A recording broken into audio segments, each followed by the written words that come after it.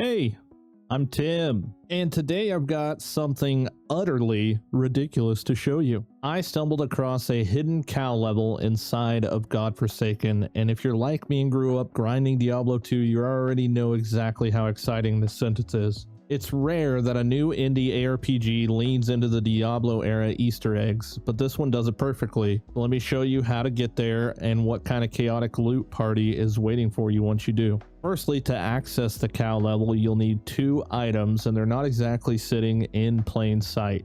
First, you're going to need Wirt's left leg. You can find this from the trees in the second swamp level area, and it's a bit of a grind, so bring some patience or some luck. Next, you're going to need the Book of Teleportation, which can drop from any mob in the third area, the Corrupted Wastelands. Once you've got both of them, take them back to the Sun Shadow Sacred Box in the southern part of your hub. Combine the two and you'll receive a scroll. Right-click that scroll anywhere in the hub and a mysterious portal will open. And yep, that portal leads you directly to the cow level. The first time I saw it appear, I genuinely thought the devs were trolling, but nope, it's very real. I highly suggest bringing your strongest geared character to the cow level, as it kind of hits the fan as soon as you get in there.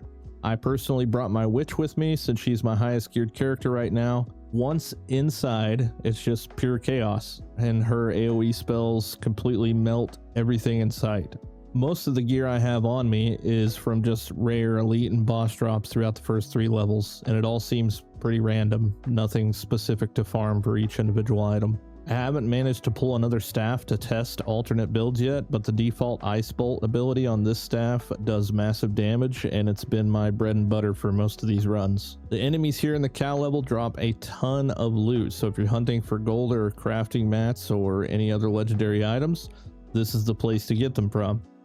It's got the perfect loop. Just try to kill everything and stay alive without dying so that you can reap all the benefits. I've been genuinely enjoying Godforsaken. It's still early in development in its infancy, and you can tell it has a few rough edges. For example, there's some sound bugs when you start stacking multiple projectile spells, and 2 of the 5 levels are still locked, along with 3 of the 6 playable characters. Even with that though, the combat feels great, and the build variety already shows promise. It scratches that ARPG plus roguelike hybrid itch that games like Hades and Diablo left behind. If the developers keep updating it, I'd love to see a bigger inventory, or maybe like a town recall system mid-run, just so you can run back and stash or sell all the stuff that you've got. As you'll be able to see here, I have to leave a whole lot of stuff behind because I don't have enough inventory space. Other than that, it's shaping up to be something special. It's got the heart of an old dungeon crawler and the replayability of a roguelike.